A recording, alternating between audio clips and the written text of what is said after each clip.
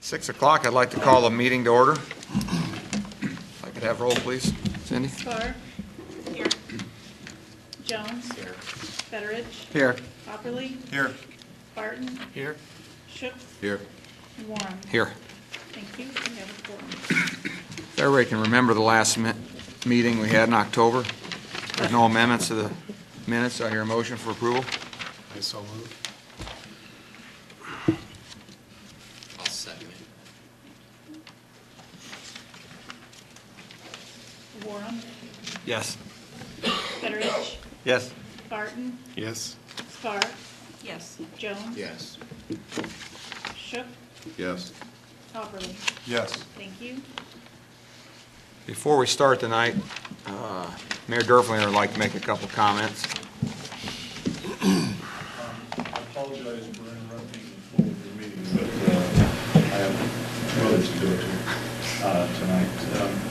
I just came here because 8 years ago I was elected as mayor, and some of you were on the board, the commission, I think, when I was elected, and the rest of you, Mr. Newhouse recommended to me, and I recommended to the board that you be appointed. And I want to thank you for all the work that you've done. I was on this board for 10 years. I know this is not an easy board to be on, because sometimes you have to tell your neighbors no, and that's not easy. But the professionalism that I watch on TV from you and the Plan Commission is just unbelievable. So before I got off and go into retirement, I just wanted to thank all of you again. You're the unsung heroes. The village trustees get a lot of credit for what's going on. It's people like you that are on these commissions that really make this community special, because you're doing this for basically the price of mileage. And that tells me this is a mission in your heart. And I want to thank you for this being a mission and all that you've done for the village. So again, thank you from my heart. I'll still probably be watching you in retirement. So. All right. Norm, I think we'd speak the same as the board highly of you. We appreciate everything that you've done as well and your service to the community, and you've done a great job. We appreciate you as well. Thank you. Thank you. Good luck in retirement. Right. Good luck. Thank you for your comments.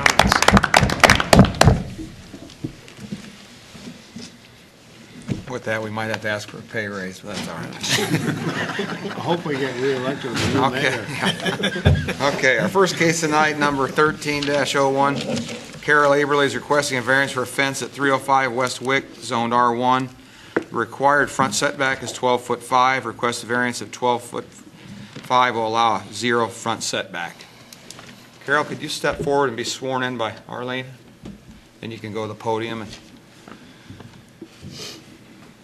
Raise your right hand, please. You solemnly swear or affirm to tell the truth, the whole truth, and nothing but the truth. Well, I've never done this, but listening to the mayor, I would like to say thank you for listening to my request, and thank you for your great work, because obviously we have a wonderful community here, so I echo what he said to you, so thank you. I have no idea what I'm doing here, how to do this, but I think the ordinance says that where I want to put the fence, I can have a 3.5-foot fence, and I'm asking for a 5-foot fence, because we have 4-foot chain link fence in the neighborhood that the dogs are going right over the top of. So 3.5 is going to be like, come on in. And also I have a slope from the side yard down to the sidewalk, and so I'm asking for 5 foot, and it's basically for big dogs in the neighborhoods and teenage kids.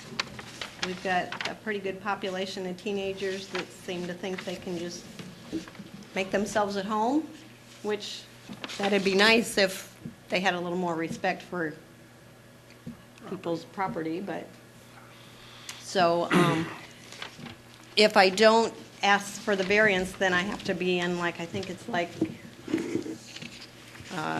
16 feet or something from the curb to go 5 foot in height for the fence. And that just pretty well just cuts that side yard in half. And I don't know if you're aware that I'm only coming from the corner of 404 just up to the house. I'm not coming all the way to the front yard. I'm just coming to the, and I had probably, well, neighbors 421, 417, 413, 404, and property owner over here contact me, and then the house on the other side of 404 yet contacted me. Everybody said in the neighborhood they were fine with it. The only concern that was addressed at all was the people in 404 said their only concern was possibly when they back out of their driveway if they wouldn't be able to see. And they had called the city and asked what I was planning to do before they talked to me, and was assured it's not a privacy fence, it's an open aluminum weave fence. And they said, oh, well, that won't hurt our view at all for backing out. And so there has been nobody that has called me, and that's pretty well the whole neighborhood that has said, no, we would object. So it's an awful lot of money to sink into a fence that I'd kind of like it to be what its purpose, or what my purpose is, and that's to keep the kids and the dogs out. And I don't think a 3.5 foot's going to quite do that. So that's my reason for asking to go 5 foot out to the property line, which I think is like 3 feet in from the existing sidewalk yet, so it's not up against the sidewalk. I think the property line's like maybe 3 foot in yet. It says 8 feet from the curb. Right, Right, there's correct. yeah. Yeah. Yes, but there's a nice wide sidewalk that runs along Carroll Street there. And so 8 from the curb, I think, is like 3 foot in yet from the sidewalk, the edge of the sidewalk. Is that right, Roger? That's right. Yeah, okay. So, I have a picture of the aluminum fence. If That's what this Hamilton style is what you're going with, the wrought iron look? the wrought iron look, Yeah. yes, yeah. Okay, we have that. The open weave. I've got privacy fence along between 404 address and myself, that starts about at the edge of their house and comes to the back corner. I don't have a pointer here. Yeah. And then Okay. goes like to here, so that's all privacy fence. But I knew right away when I put that up that if I ever enclosed the rest of the backyard for myself, that I was going to want open.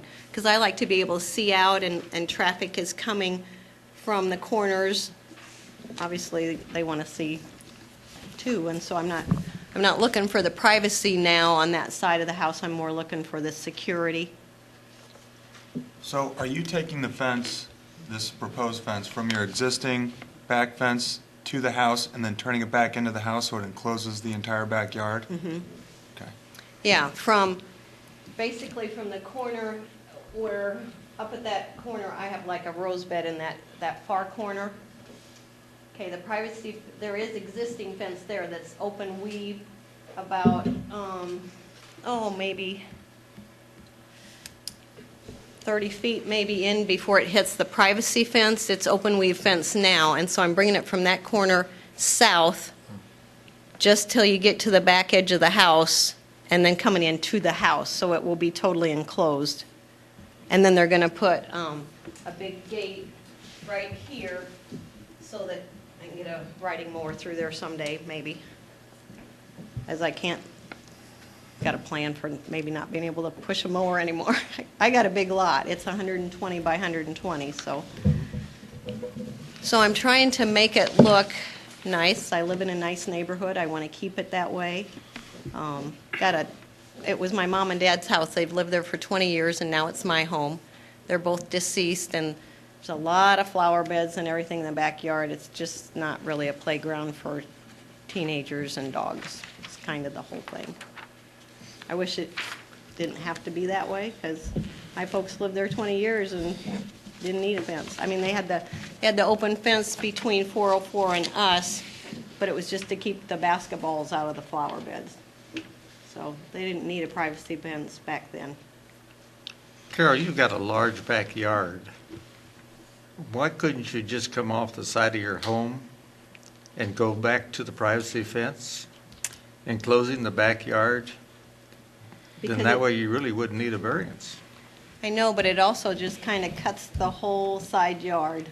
I mean, Scott Moreland's my landscaper, and we've talked about it a lot because obviously I'm spending a lot of money to do this fence. I spent a lot for the privacy fence. It just really this huge, and this is what Scott says too, you've got this huge, beautiful black yard, and now you're going to put a fence right from the edge of the house and just chop all that off. I just don't like the look of that. And then, too, right now, I'm constantly walking as I mow through dog stuff from the neighbors, and so if you fence that off, then that's really going to say to everybody, okay, here's where you can take your dogs to the bathroom. We have the empty lot for the church across the street. It's used as a dog park, and it's really sad.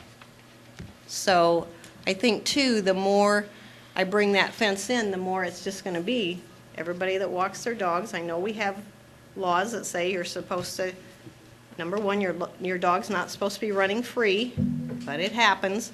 And number two, if you're walking your dog, you're supposed to be carrying your little bag with you. Doesn't happen. So I really think that if I bring that fence from the back of the house straight out to the privacy fence, I've just now created a second dog park. Well, guess who gets to mow that and clean that up? I've thought about that. I mean, that was an option. But I think certainly using the ornamental fence gives it a much better look as far as aesthetics go versus a 5-foot chain link fence. Then we're getting into not such an attractive, not that really matters as to what we're voting on, but personally, I don't have a problem with it. Anybody else on the board have any question? The only question I had was the height of it. You say dogs are jumping over a 4-foot fence? well, you get a big black lab. A They're going 4-foot fence they're jumping right over? over. That's amazing. It is. And actually, I hate to say this, but actually those neighbors are pretty proud of it. You know, they make a big deal out of it when they've got company and, oh, there she goes again, right over the fence. Well, And with this fence, I think if it falls short, it'll only do it one time. Yeah, it would stamp the dog. yeah, I was amazed. And when Security Fence they did my privacy fence, when they came out to measure for this one, we actually went over and measured the chain length that dog is going right over. He said, that's a 4-foot fence. She's going right over. I said, you don't have to tell me. I've been watching it for years here. So. There's no more questions? Do I hear a motion? Mr. Chairman, I would move that we grant case number 13-01 under 1010-2C as stated. I'll second it. Is that it? Thank you very much for your Thank time. you. Shook, Yes. Betteridge, No. Barden, Yes. Upperly, No. Jones, Yes. Spar. Yes. Warren. Yes. Thank you. You have your variance. So you can see Roger for permit, and then you can take it. Thank you Install. very much. Thank you. Okay, our next case is number 13-02. Hardin Signs is requesting a variance for a sign at 1001 West Jackson Street, Zone B2. Request for a sign on the back of the Kroger store advertising the sale of fuel for their gas station. Could whoever going to speak stand up and be sworn in? You solemnly swear or affirm to tell the truth, the whole truth, and nothing but the truth? Thank you. could you state your name and address, too, first? I'm Jim Harden with Harden Signs at 3663 Meadowbrook Road in Peoria, and want to thank you for the opportunity to present this variance request on behalf of Kroger Company. The Kroger grocery store is actually on a separate parcel than the new fuel station that was put in on the other side of Martha's Parkway. Although it is an integral part of the Kroger business, Kroger has put an increasing amount of number of fuel stations in with their grocery stores, for the reason being that this does increase their business at the store. The fact that this is on a different parcel constitutes a sign for the gas station on the Kroger store as being an advertising sign, which is not allowed unless a variance is granted. The contention would be that motorists coming in off of 74 into Morton, their first point of reference that Kroger had a fuel station at this site would be a gas price sign on the rear elevation of the Kroger store. This would obviously alert motorists that they can fuel up as well as shop at Kroger. And having seen this sign coming in from the highway would then know to look for the gas pumps as they come into Jackson Street there. The code would normally allow for a 25% sign area on a facade. The back facade of this store is approximately 5,800 square feet. The existing Kroger letters, I don't have the exact area, but it approaches 100 square feet. The sign that we're proposing is a 42-inch by 13-foot sign that would go to the left of the existing Kroger letters, and those are down at the right end of that elevation. So that the two together would be an approximation of about 10% of that rear elevation facade, where normally 25% would be allowed. I don't know what you've got in your packets there. Yeah, I think we have it. You have a picture of the sign Yeah. as well. Yeah. So since Kroger considers this as part of the service that they offer to a community, the grocery store as well as the fuel station, we're asking for a variance so that they will be able to alert motorists that come into Morton that they have this service as well as the grocery store. And we feel that since we're not significantly increasing the percentage of sign area on the back of the store, that you're not going to have any visual clutter or any over significant amount of increase in signage area. Any questions? What assurance is there going to be that the prices on this sign are going to be in accordance with what is actually on the pumps? Because a lot of times when you're driving, you see these high signs, and the prices are different because they haven't changed them. Is that something you can speak to? Sure.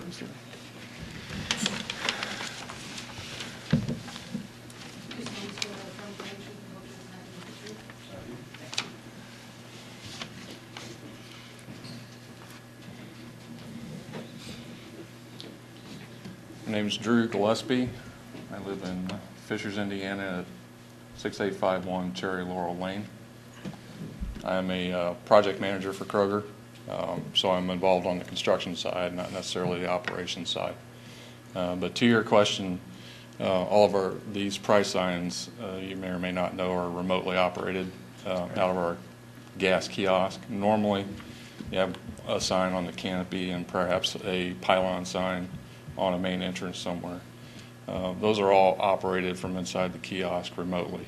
So it's a much easier process than to make sure that your sign is always updated with the price on your pumps. And likewise would be on this sign on the building, would also be operated remotely. It's just a handheld device that you can easily change the sign. So the sign on the back side of the store will be remotely controlled? Yes. So that it agrees with the pump? That's correct. Prices? That's correct. Good. Yep. Anybody else have any questions? Do these signs, I assume, to be lit 24/7, right? They would be. We close our gas station as unattended, typically after, say, 11 o'clock, and you can buy gas at the pumps with your credit card. Oh, So we do keep this, the signs lit. okay. No other questions? Do I hear a motion? Mr. Chairman, I move that case number 13-02 be approved as requested. Second. Second. Oh, there was a second. Okay. Jones, Yes. Spar. Yes. Warren, Yes. Fedorich, Yes. Barton, Yes. Opperly, Yes. Schob. Yes. Thank you. You have your variance? Thank you, gentlemen.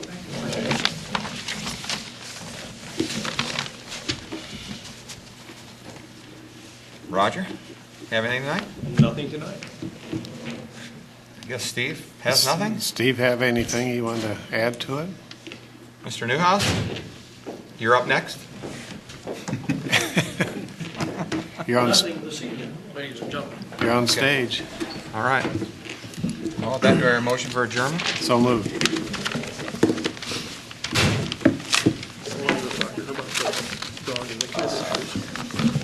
Bill second, and then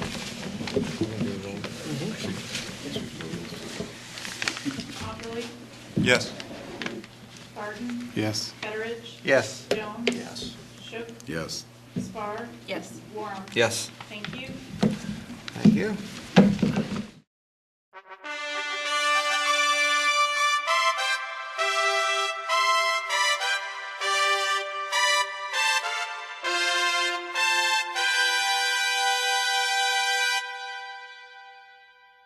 Yes.